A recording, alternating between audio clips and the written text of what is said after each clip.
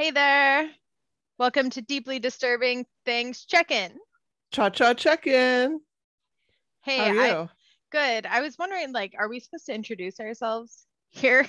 Or are we good? Do we assume people who listen to our check-ins know who we are by now? I'm Naomi. I'm Macie, in case There, we did anyone that. was We covered curious. it just in case. Just in case this one time. How are you doing today? I'm doing good. I would like to talk about the proper way to gift things to other people Ooh. Oh, and the yes. improper way that I was gifted I something. probably do improper ways all the time. Tell me more. I asked for Paul for Hanukkah one of those silicone spatulas, those ones that you can like put in the Yeah. dishwasher, and they're Yes. They super cool. scoop. Did you know that saved McDonald's over $1 million when spatulas first came out by being able to save You extra? get all the stuff out. I know. Yeah, and so I haven't had one because my last one was like a bamboo bottom and it just fell apart in the dishwasher. So I'm Yeah. like, I need one of those ones that are all silicone. Need to be able to wash it for sure. And so he got me one for Hanukkah, but on the box he had scribbled out where it said 3 spatula set. He'd scribbled out set and just gave me one spatula. And Wait, did he intentionally take out the extra spatulas? Yeah, he fucking took out the other spatulas. Why? Because I only asked for one spatula. Was it cheaper that way, or he just bought a set, and I said, well, yeah, I only wanted one at the time, but now that I know I potentially have three, now I want three. So you just kept two of the spatulas? Yeah, he did. Oh, so he kept the other two. So this is what you do. If you want to buy a set and keep some for yourself, you don't give it in the box that says set and scribble it out with a Sharpie. It sounds like something I would do, honestly. Because savvy people are going to catch on. Absolutely. I would rationalize that to myself too. Well, they only needed the one. It reminded me of something I used to do when I was like a little like younger person and didn't know any better. I would like, you know how you can buy something and they give you like a gift with it? Yeah. I would give the gift as a gift to somebody else. And I realized that probably wasn't cool because they know it was free, like to me. Well, I've re-gifted gifts before. I've done that. I've re-gifted too, but you have to be careful because Spokane's small and it could end up in the same social circle and somebody will see it. That's true. Yeah. And you can't like go too long or you'll forget like, wait, where did I even get this from? There's a lot of etiquette around gifting. I just wanted to bring up the spatula incident. So Paul said he's going to give me the other two spatulas.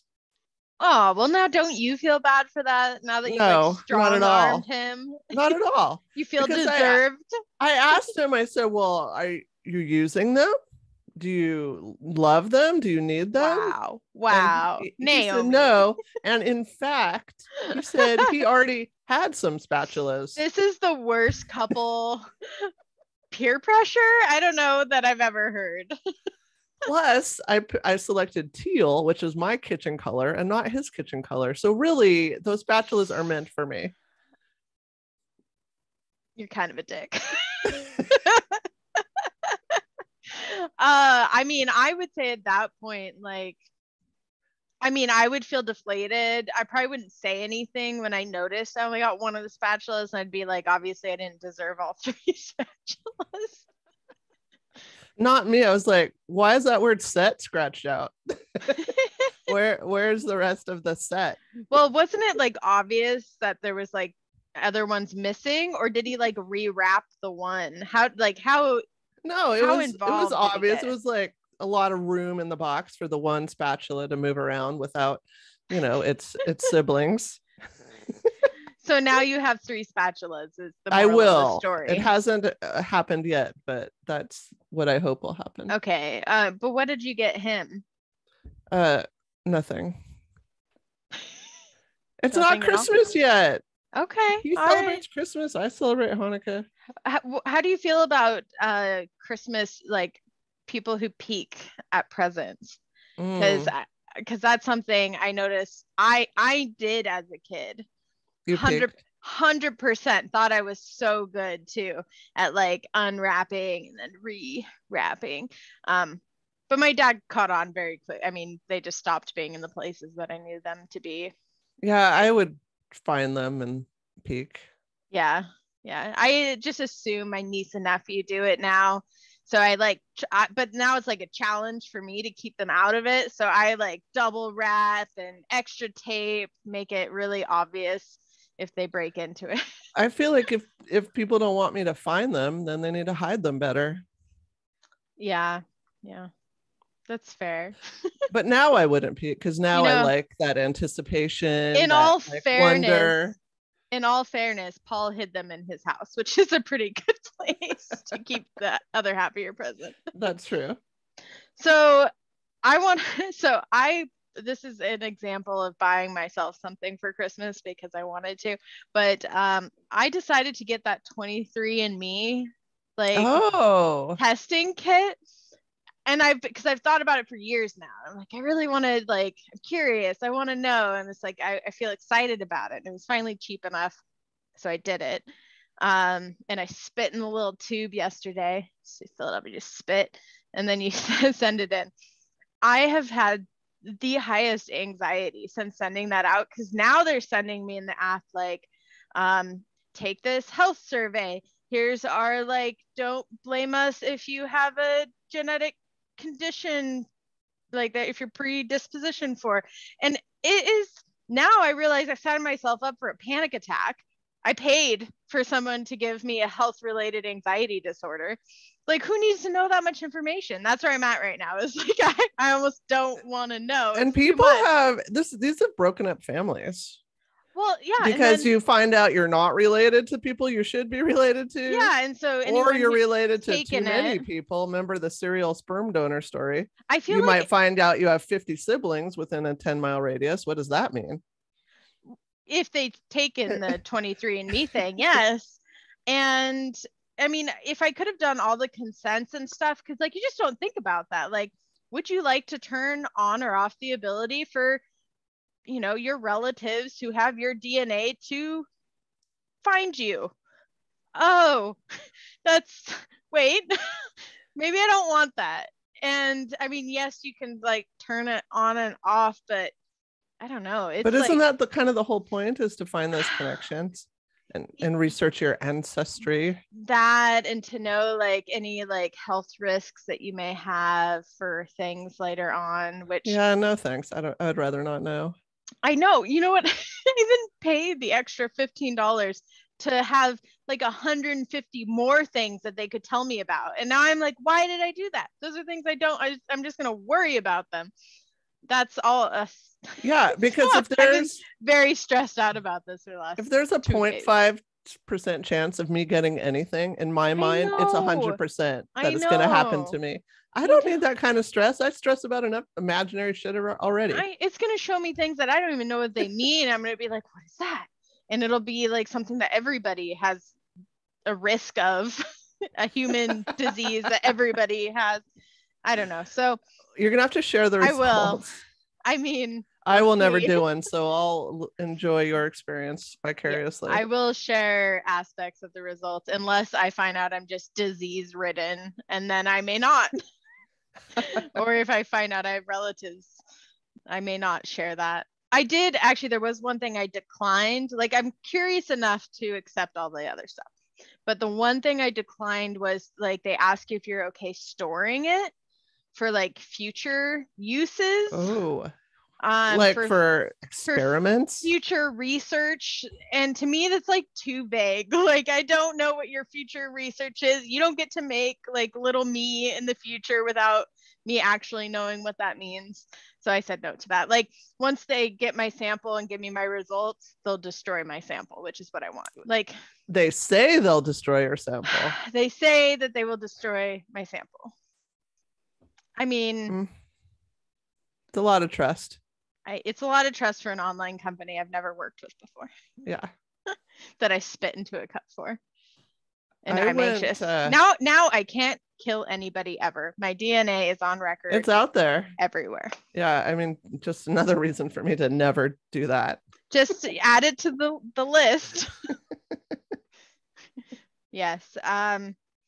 The only other thing I had to just check in on is to let you know that my dad's bulldog Edith is preggo. She's gonna have puppies. Oh. She had her little tummy scan, and there's 4 to 5 little bulldog puppies in there.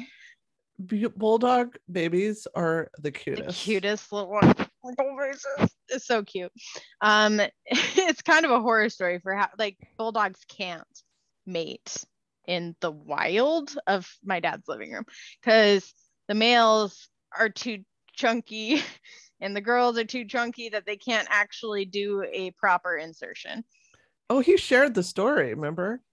Of inseminating Mary. Oh, that's right. He did that on the pod. Of course he did. He did. Yeah. Yeah. So that's what they did with Edith too, is apparently the vet like did gross things to Cassius and then pumped them in with a turkey baster. You have to be a special kind of person to be able to do that without feeling super awkward. Yeah. Yeah. I would have so many apologies. I'm so sorry. I'm so sorry. So sorry. Yes. Pardon me. People made puppies. I went to the mall yesterday. Oh. To do some I can't even remember shopping. the last time I've been to the mall. Yeah, it was hell.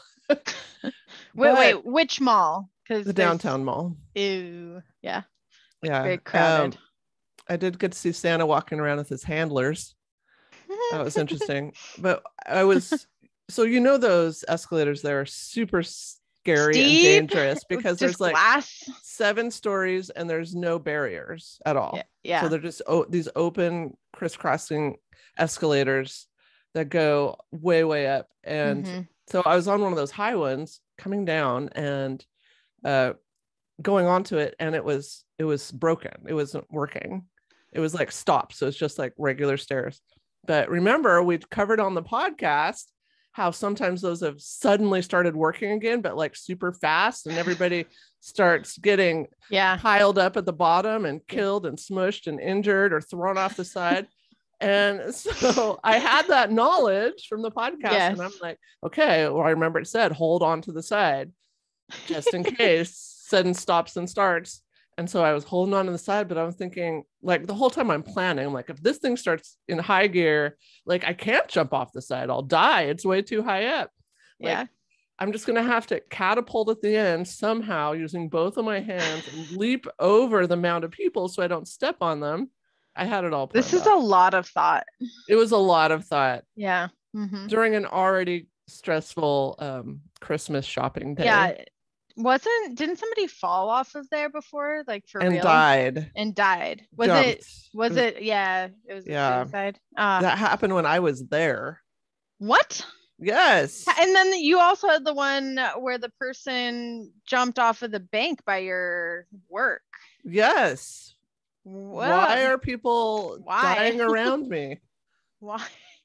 We may never know, truly. We may never know. What disturbed me about when that person jumped off the escalator at the mall is they just put up like a little screen around them and didn't shut anything down. So here I am walking with, one of my kids in a stroller, like by somebody that's died right there. That's weird. Like, I thought they should have like shut it down. Isn't that now where they out of respect, at least? Isn't that where they put the Christmas tree now? Like it was there, but like a little bit closer to the escalator.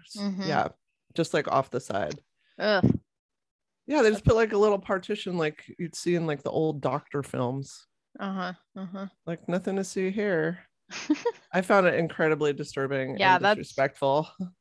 So with the elevators not working, I have to say again, when I was traveling in Spain, I was much more aware of escalators, and they have some really cool ones in Spain, actually. And they all seemed really well maintained. Just throwing that out there. That's good. Hold on to that side rail. That's the takeaway. Yes. And have an exit strategy. Which I had because there was like an old lady right in front of me. I'm like, oh God, she's going down for sure. Yeah. Like, I don't want to step on her at the end. So that's why I had my whole catapulting plan. I mean, some people end up getting stepped on. You know, well, I want to do everything in my power to avoid that. If this is Squid Game small version, you know, you got to make it to the end. I would win because I had a plan. You did. Yeah. You got to be prepared. But sometimes when you over prepare, then it goes not. Then you're not prepared at all. But at least I feel confident, like that I have a plan. Did you survive? I did survive. Well, the escalator didn't start up again. Then it worked. Yeah, it worked. Success. Success. Cool. Well, was that it? You good? Yeah, that was it. Have a good night. Till next time. All right. Bye-bye.